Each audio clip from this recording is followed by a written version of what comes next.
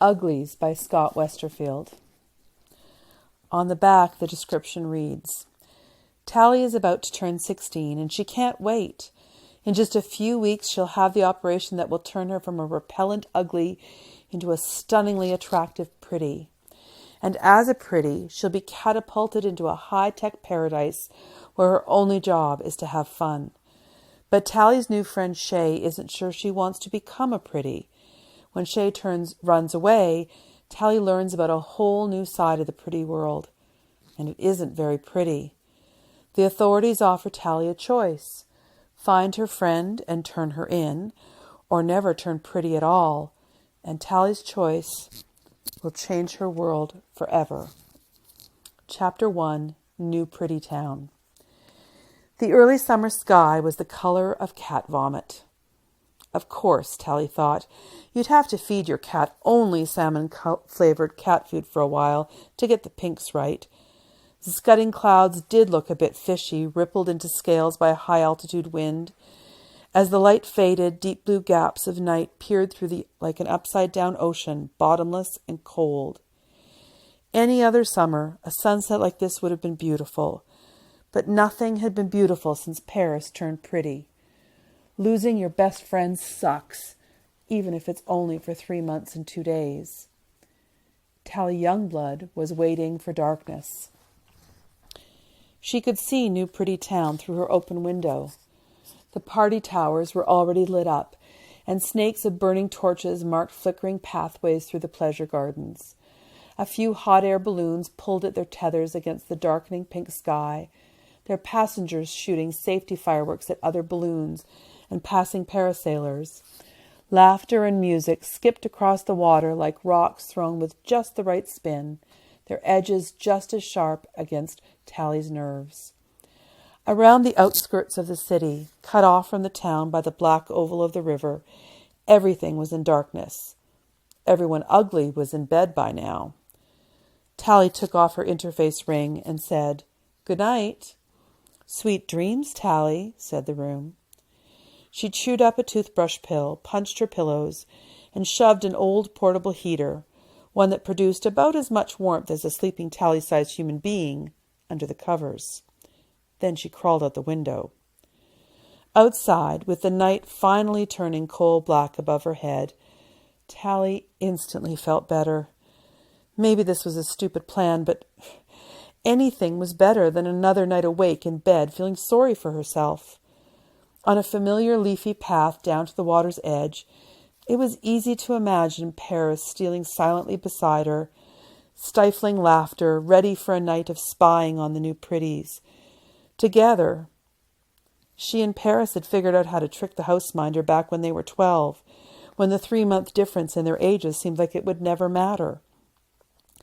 "Best friends for life," Tally muttered, fingering the tiny scar on her right palm. The water glistened through the trees, and she could hear the wavelets of a passing river skimmer's wake slapping at the shore. She ducked, hiding in the reeds. Summer was always the best time for spying expeditions. The grass was high, it was never cold, and you didn't have to stay awake through school the next day. Of course, Paris could sleep as late as he wanted now. Just one of the advantages of being pretty. The old bridge stretched massively across the water, its huge iron frame as black as the sky. It had been built so long ago that it held up its own weight, without any support from hover struts. 1,000,000 years from now, when the rest of the city had crumbled, the bridge would probably remain like a fossilized bone. Unlike the other bridges into New Pretty Town, the old bridge couldn't talk, or report trespassers, more importantly. But even silent, the bridge had always seemed very wise to Tally, as quietly knowing as some ancient tree. Her eyes were fully adjusted to the darkness now, and it took only seconds to find the fishing line tied to its usual rock. She yanked it and heard the splash of the rope tumbling from where it had been hidden among the bridge supports. She kept pulling until the invisible fishing line turned into wet, knotted cord. The other end was still tied to the iron framework of the bridge. Tally pulled the rope taut and lashed it to the usual tree. She had to duck into the grass once more as another river skimmer passed. The people dancing on its deck didn't spot the rope stretched from the bridge to the shore. They never did. New pretties were always having too much fun to notice little things out of place. When the skimmer's lights had faded, Tally tested the rope with her whole weight. One time it had pulled loose from the tree, and both she and Paris had swung downward and then up and out over the middle of the river before falling off, tumbling into the cold water. She smiled at the memory, realizing that she would rather be on that expedition, soaking wet in the cold with Paris, than dry and warm tonight, but alone.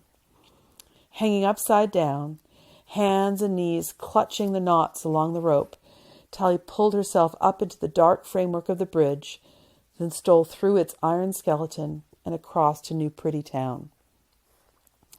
She knew where Paris lived from the one message he had bothered to send since turning pretty. Paris hadn't given an address, but Tally knew the trick for decoding the random-looking numbers at the bottom of a ping. They led to some place called Garbo Mansion in the hilly part of town. Getting there was going to be tricky. In their expeditions, Tally and Paris had always stuck to the waterfront, where vegetation and the dark backdrop of Uglyville made it easy to hide. But now Tally was headed into the center of the island, where floats and revelers populated the bright streets all night. Brand new pretties like Paris always lived where the fun was most frantic. Tally had memorized the map, but if she made one wrong turn, she was toast. Without her interface ring, she was invisible to vehicles. They'd just run her down like she was nothing. Of course, Tally was nothing here. Worse, she was ugly. But she hoped Paris wouldn't see it that way, wouldn't see her that way. Tally had no idea what would happen if she got caught. This wasn't like being busted for forgetting her ring, skipping classes, or tricking the house into playing her music louder than allowed. Everyone did that kind of stuff, and everyone got busted for it. But she and Paris had always been very careful about not getting caught on these expeditions. Crossing the river was serious business. But it was too late to worry now. What could they do to her anyway? In 3 months she'd be pretty herself. Tally crept along the river until she reached a pleasure garden and slipped into the darkness beneath a row of weeping willows. Under their cover she made her way alongside a path lit by little guttering flames. A pretty couple wandered down the path. Tally froze, but they were clueless, too busy staring into each other's eyes to see her crouching in the darkness. Tally silently watched them pass, getting that warm feeling she always got from looking at a pretty face. Even when she and Paris used to spy on them from the shadows, giggling at all the stupid things the pretty said and did, they couldn't resist staring. There was something magic in their large and perfect eyes, something that made you want to pay attention to whatever they said, to protect them from any danger, to make them happy. They were just so pretty. The two disappeared around the next bend, and Tally shook her head to clear the mushy thoughts away. She wasn't here to gawk. She was an infiltrator, a sneak, an ugly, and she had a mission. The garden stretched up into town, winding like a black river through the bright party towers and houses. After a few more minutes of creeping, she startled a couple hidden among the trees, but in the darkness they couldn't see her face, and only teased her as she mumbled an apology and slipped away. She hadn't seen too much of them either, just a tangle of perfect legs and arms. Finally, the garden ended, a few blocks from where Paris lived.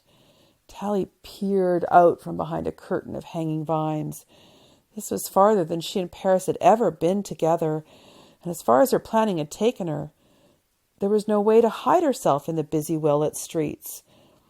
She put her fingers up to her face, felt the wide nose and thin lips, the too high forehead and the tangled mass of frizzy hair. One step out of the underbrush and she'd be spotted. Her face seemed to burn as the light touched it. What was she doing here? She should be back in the darkness of Uglyville, waiting her turn. But she had to see Paris, had to talk to him. She wasn't sure why exactly, except that she was sick of imagining 1,000 conversations with him every night before she fell asleep. They'd spent every day together since they were littlies, and now nothing. Maybe if they could just talk for a few minutes. Her brain would stop talking to the imaginary Paris. 3 minutes might be enough to hold her for 3 months. Tally looked up and down the street, checking for side yards to slink through, dark doorways to hide in. She felt like a rock climber facing a sheer cliff, searching for cracks and handholds. The traffic began to clear a little, and she waited, rubbing the scar on her right palm. Finally, Tally sighed and whispered, "Best friends forever," and took a step forward into the light. An explosion of sound came from her right, and she leapt back into the darkness, stumbling among the vines, coming down hard on her knees in the soft earth, certain for a few seconds that she had been caught. But the cacophony organized itself into a throbbing rhythm. It was a drum machine, making its lumbering way down the street. Wide as a house, it shimmered with the movement of its dozens of mechanical arms, bashing away at every size of drum. Behind it trailed a growing bunch of revelers, dancing along with the beat, drinking and throwing their empty bottles to shatter against the huge impervious machine. Tally smiled. The revelers were wearing masks. The machine was lobbing the masks out the back, trying to coax more followers into the impromptu parade. Devil faces and horrible clowns, green monsters and gray aliens with big oval eyes, cats and dogs and cows, faces with crooked smiles or huge noses. The procession passed slowly until he pulled herself back into the vegetation. A few of the revelers passed close enough that the sickly sweetness from their bottles filled her nose.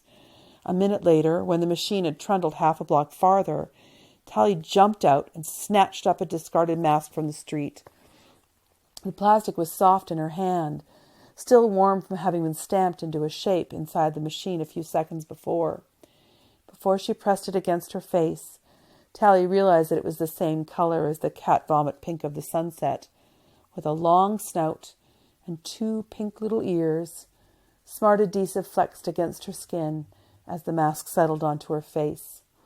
Tally pushed her way through the drunken dancers, out the other side of the procession, and ran down a side street toward Garbo Mansion, wearing the face of a pig. Chapter 2. Best Friends Forever. Garbo Mansion was fat, bright, and loud.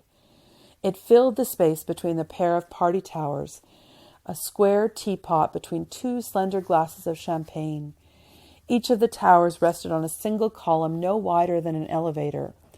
Higher up, they swelled to 5 stories of circular balconies, crowded with new pretties. Tally climbed the hill toward the trio of buildings, trying to take in the view through the eye holes of her mask. Someone jumped or was thrown from one of the towers, screaming and flailing his arms. Tally gulped, forcing herself to watch all the way down until the guy was caught by his bungee jacket a few seconds before splatting. He hover-bounced in the harness a few times, laughing before being deposited softly on the ground, close enough to Tally that she could hear nervous hiccups breaking up his giggles. He'd been as scared as Tally. She shivered, though jumping was hardly any more dangerous than standing here beneath the looming towers. The bungee jacket used the same lifters as the hover struts that held the spindly structures up.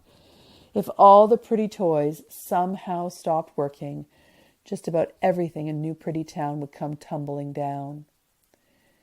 The mansion was full of brand new pretties, the worst kind, Paris always used to say. They lived like Uglies, 100 or so together in a big dorm. But this dorm didn't have any rules, unless the rules were act stupid, have fun, and make noise. A bunch of girls in ball gowns were on the roof, screaming at the top of their lungs, balancing on the edge and shooting safety fireworks at people on the ground. A ball of orange flame bounced next to Tally, cool as an autumn wind, driving away the darkness around her. "Hey, there's a pig down there!" someone screamed from above. They all laughed, and Tally quickened her stride toward the wide-open door of the mansion. She pushed inside, ignoring the surprised looks of 2 pretties on their way out. It was all one big party, just like they always promised it would be. People were dressed up tonight, in gowns and in black suits along with long coattails. Everyone seemed to find her pig mask pretty funny. They pointed and laughed, and Tally kept moving, not giving them time to do anything else. Of course, everyone was always laughing here. Unlike an ugly party, there'd never be any fights or even arguments. She pushed from room to room, trying to distinguish faces without being distracted by those big, pretty eyes or overwhelmed by the feeling that she didn't belong. Tally felt uglier every second she spent there. Being laughed at by everyone she met wasn't helping much, but it was better than what they'd do if they saw her real face. Tally wondered if she would even recognize Paris. She'd only seen him once since the operation, and that was coming out of the hospital before the swelling had subsided. But she knew his face so well. Despite what Paris always used to say, pretties didn't really all look exactly the same. On their expeditions, she and Paris had sometimes spotted pretties who looked familiar, like Uglies that they had known. Sort of like a brother or a sister, an older, more confident, much prettier brother or sister, one you'd be jealous of your whole life if you'd been born 100 years ago. Paris couldn't have changed that much, could he? "Have you seen the piggy?" "The what?" "There's a piggy on the loose." The giggling voices were from the floor below. Tally paused and listened. She was all alone here on the stairs. Apparently, pretties preferred the elevators. "How dare she come into our party dressed like a piggy? This is a white tie party." "She's got the wrong party. She's got no manners looking that way." Tally swallowed. The mask wasn't much better than her own face. The joke was wearing thin. She bounded up the stairs, leaving the voices behind. Maybe they'd forget about her if she just kept moving. There were only 2 more floors of Garbo Mansion to go, and then the roof. Paris had to be here somewhere. Unless he was out on the back lawn, or up in a balloon, or a party tower, or in a pleasure garden somewhere with someone. Tally shook away that last image and ran down the hall, ignoring the same jokes about her mask, risking glances into the rooms one by one. Nothing but surprised looks and pointed fingers and pretty faces, but none of them rang a bell. Paris wasn't anywhere. "Here, Piggy, Piggy! Hey, there she is!" Tally bolted up to the top floor, taking 2 stairs at a time. Her hard breathing had heated up the inside of the mask, her forehead sweating, and the adhesive crawling as it tried to stay attached. They were following her now, a group of them, laughing and stumbling over one another up the stairs. There wasn't any time to search the floor. Tally glanced up and down the hall. No one up here anyway. The doors were all closed. Maybe a few pretties were actually getting their beauty sleep. If she went up to the roof to check for Paris, she'd be trapped. "Here, Piggy, Piggy!" Time to run. Tally dashed toward the elevator, skidding to a halt inside. "Ground floor," she ordered. She waited, peering down the hall anxiously, panting into the hot plastic of her mask. "Ground floor," she repeated. "Closed door." Nothing happened. She sighed, closing her eyes. Without an interface ring, she was nobody. The elevator wouldn't listen. Tally knew how to trick an elevator, but it took time and a penknife. She had neither. The first of her pursuers emerged from the stairway, stumbling into the hall. She threw herself backward against the elevator side wall, standing on tiptoe and trying to flatten herself so they couldn't see her. More came up, huffing and puffing like typical out-of-shape pretties. Tally could watch them in the mirror at the back of the elevator, which meant they could also see her if they thought to look this way. "Where'd the piggy go?" "Here, Piggy." "The roof, maybe?" Someone stepped quietly into the elevator, looking back at the search party in bemusement. When he saw her, he jumped. "Goodness, you scared me." He blinked his long lashes, regarding her masked face, then looked down at his own tailcoat. "Oh dear, wasn't this party white tie?" Tally's breath caught. Her mouth went dry. "Paris?" she whispered. He looked at her closely. "Do I—" She started to reach out, but remembered to press back flat against the wall. Her muscles were screaming from standing on tiptoe. "It's me, Paris." "Here, Piggy, Piggy." He turned toward the voice down the hall, raised his eyebrows, and then looked back at her. "Closed door. Hold," he said quickly. The door slid shut, and Tally stumbled forward. She pulled off her mask to see him better. It was Paris. His voice, his brown eyes, the way his forehead crinkled when he was confused. But he was so pretty now. At school, they explained how it affected you. It didn't matter if you knew about evolution or not. It worked anyway, on everyone.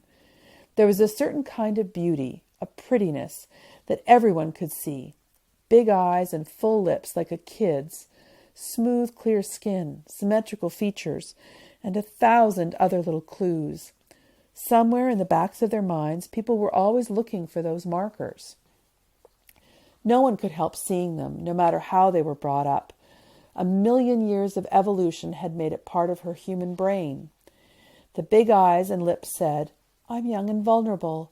I can't hurt you, and you want to protect me." And the rest of the brain said, "I'm healthy.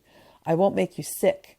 And no matter how you felt about a pretty, there was a part of you that thought, if we had kids, they'd be healthy too. I want this pretty person.